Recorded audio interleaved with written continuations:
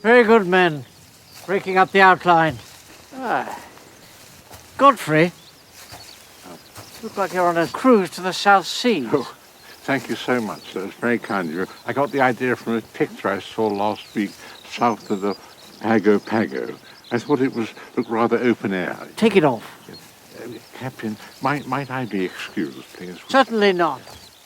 And that's a clip from Dad's Army, of course. I'm delighted to say Toby Jones and Sir Michael Gambon are both in the same studio. Gentlemen, welcome. Hello. Hello. Yeah. How are you, Toby? I'm very, very well. Thank you. And how are you, Sir Michael? I'm very, very well. In the movie, Toby Jones, of course, plays Captain Mainwaring. Michael Gambon, of course, plays Private Godfrey. And the last time you were in on the show, Toby, I think you had your Mainwaring moustache. Quite possibly. I think I was filming then, yes. Yes, and you looked rather chipper. You didn't really want to talk about it then because obviously you were still in the process of filming. So, and we'll come to Michael's Private Godfrey and just scene-stealing Private Godfrey in just a second. When you get asked to play this sort of iconic role, you must have thought, no. Oh, okay. Oh, I don't know. Yeah, I mean, any sane person would say no. And I think in the end, the only way I can analyse my decision in retrospect is purely selfish, is that when they asked me, do you want to play Captain Mainwaring, I said, not really, no. It's been done, hasn't it? It's been done definitively. There's no room for reinterpretation there. And then they said, well, please let us send you the script. And Hamish McColl, who happens to be a friend of mine, sent me the script that he'd written.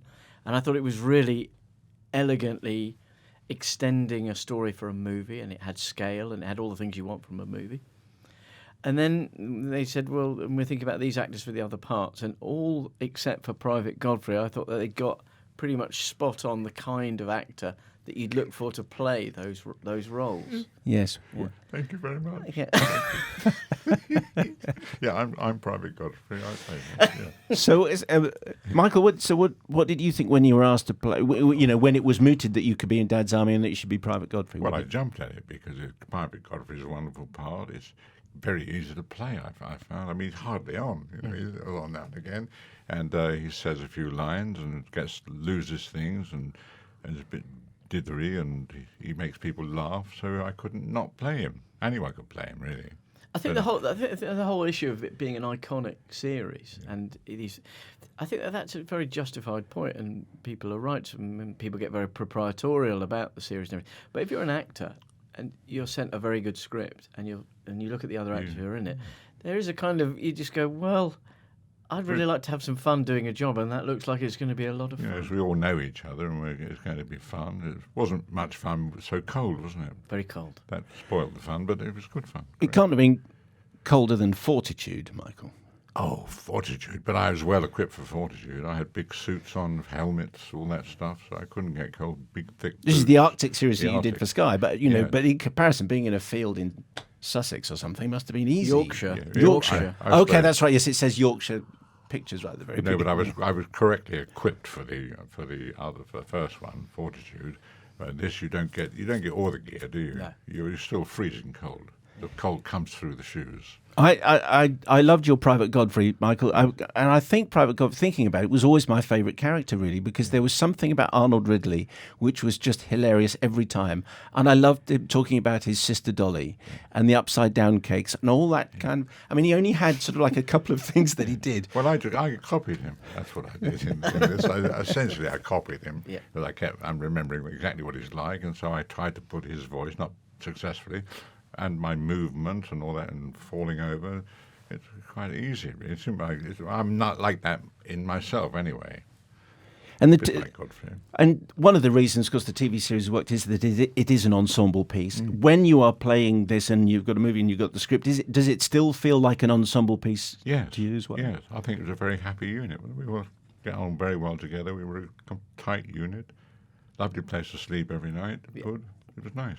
Is that how it felt for you, Toby? I mean, you would imagine... I mean, I'd like to think that you were making each other laugh. I mean, there are some outtakes towards the end. Stay towards the end of the credits, by the way, because the outtakes are fantastic. But if that was a little flavour of what it was like to film it, you had a great time. Yeah, it really was good fun. He won't hear it from me, but to work with Michael and the two Bills and Tom, for Danny, Blake, and I, it's amazing to be just like bantering and making jokes all the time on and off screen. and it's irresistible in a way. And I think we did all get on. I think that the cold, in a way, united us because it was really cold. And I think that there was often, we were all looking after each other and looking out for each other. And I think that we did sort of bond. We were there for a long time together. We were happy, weren't we? We were a happy group. Yeah. That's right. You've described, Toby, a vocal prissiness to Captain Mannering, or the way Arthur Lowe played it. And I thought that was prissiness is a wonderful word. Was that the key to actually becoming Mannering? It's a bit mysterious, really, because I did watch. Contrary to what you'd think if you were trying to avoid imitating Arthur Lowe, I did find myself watching a lot of episodes, and I thought that there was the thing about him is the seriousness of the comedy is the thing that I found really useful. That it's all utter serious for him, and that allows everyone else to sort of fly off, and he's always heading for the ground and always trying to stay on the ground and stay rooted, and everyone's trying to upset him and overturn him. And I sort of just thought about that all of the time. But I realised how hardwired I am to the character, how much I must have been watching him over the years, because I sort of had an instinctive response, rightly or wrongly, to a lot of the situations. And you're the same height as Arthur Lowe, I think. Well, I 5'5"? seem to be, but I'm actually quite tall, much taller than people think. I seem to be the same. 5'5", but actually you're 6'2". In a sense, yeah. But Mannering. There's a certain nobility to. I mean, he's a fool. Yeah. But he's proud, and there is Well, I'm sure if you've some read about the nobility to prisoners, him. the same thing that I said is that he reminds me a lot of the people who run Sunday cricket teams who can't play very well. Or people who run football teams, and everyone enjoys resenting the fact that they've got to show up to play, and they enjoy taking the mickey out of the guy who does the fixtures and who calculates the averages at the end of the season and presents awards, and they all moan about having to get up and play cricket, but they all absolutely depend on that guy because otherwise they'd be floating around and purposeless. So it gives them something to complain about. And you've studied clowning. And I wondered if was that some post grad stuff that you did many years ago. But you guys are clowning, aren't you? And Arthur Lowe's a clown. I mean, the Captain Mannering character, we are laughing at and we are laughing with, and you've got some pratfalls that you have to do. Yeah, I suppose I don't qualify as a clown, but I think it was the first time I've ever been able to use some of those things that I would have done in the theatre. On screen. It's the first time I've been able to do that, and that was really good fun. And I suppose some of the things like falling through things that Ollie would sort of say, "What about that? Do you think you can do something with that?" He's the director.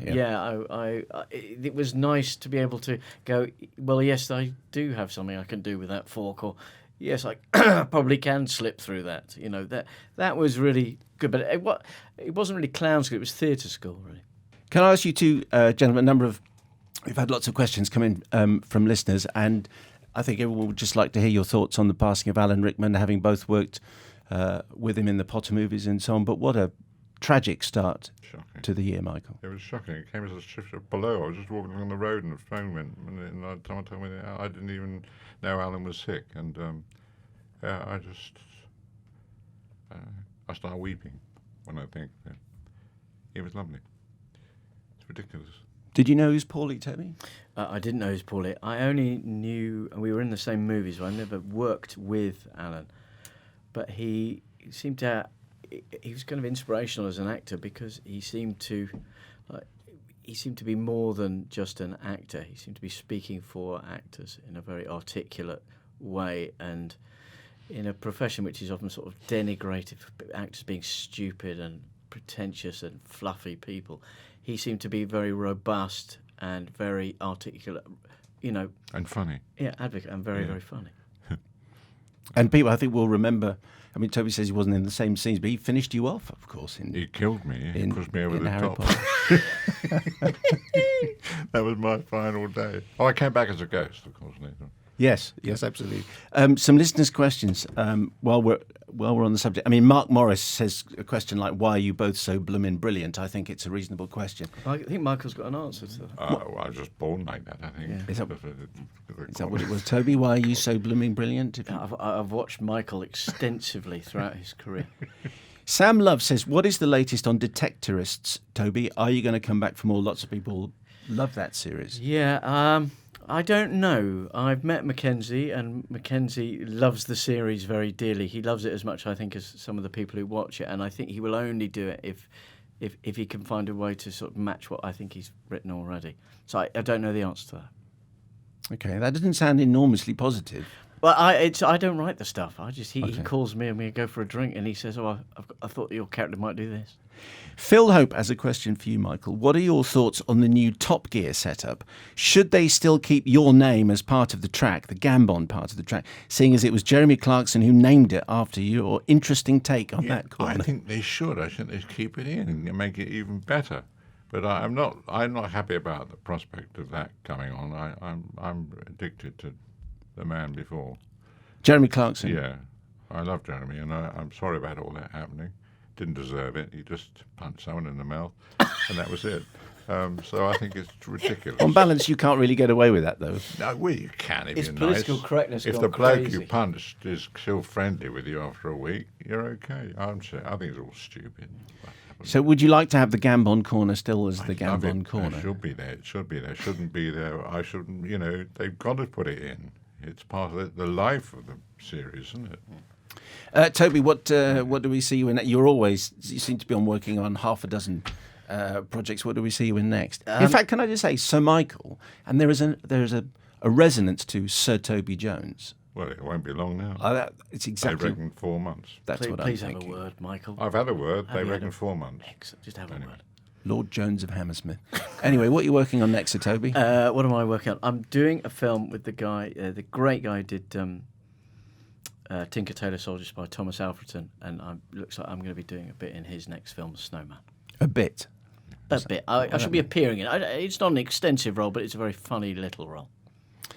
Michael, what do we see you in next? I've just played Winston Churchill, and I think that comes out in about a month's time. No one's decided yet. And I've been to America to talk to the Americans about it, and it seemed to go quite well. How was that? It was good. I enjoyed it a lot. Only took 4 weeks to shoot it. It's a TV film. And I've got another film coming up soon, which I can't remember what it is. The last time I met you, Sir Michael, was at the Edinburgh Festival for Radio 2, and you came on the stage, and we're in the middle of the show, and you said, "I should tell you that I don't know anything about anything," Yes. which, as an undermining start to the interview, has yet to be beaten by anybody. I was thinking, I'm not quite sure what I could ask you then. It's pretty good, isn't it? I might use that again once or twice.